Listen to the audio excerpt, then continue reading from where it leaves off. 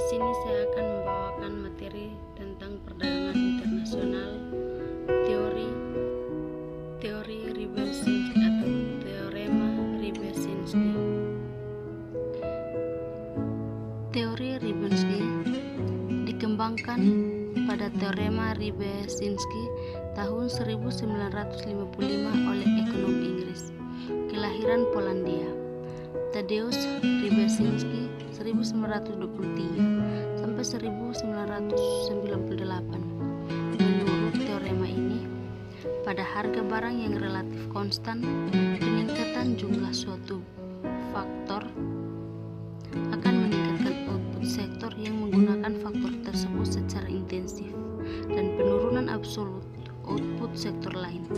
Dalam konteks model Hexer-Ohlin, perdagangan terbuka antar negara berarti perubahan persediaan faktor relatif antar negara yang dapat mengaruh kepada perubahan kuantitas dan jenis output antar negara tersebut yang akan mengaruh kesetaraan harga input produksi seperti gaji, penyetaraan harga, hubungan harga jumlah faktor dengan output. Teorema Ribczynski menunjukkan bagaimana perubahan jumlah faktor memengaruhi output suatu sektor dalam kondisi penggunaan tenaga kerja penuh.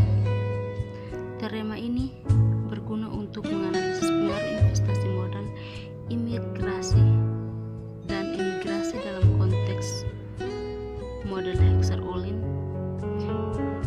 Pertimbangkan diagram di bawah ini yang menggambarkan batasan buruh dan warna merah dan batasan modal kapital dan warna biru dalam warna biru.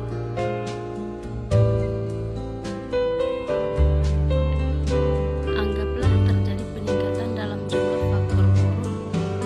Hal ini akan mengakibatkan pergeseran batasan buruh ke kanan, kurva kemungkinan produksi, dan maka produksi akan bergeser ke titik B. Produksi baju barang yang menggunakan faktor buruh secara intensif akan naik dari C1 ke C2. Produksi mobil barang yang menggunakan faktor modal secara intensif akan menurun dari S1 ke S2. Jika jumlah modal naik, batasan modal akan bergeser keluar sehingga mengakibatkan peningkatan produksi mobil dan penurunan produksi baju. Karena batasan buruh lebih curam daripada batasan modal, modal adalah barang yang menggunakan modal secara intensif, sementara baju adalah barang yang menggunakan buruh secara intensif.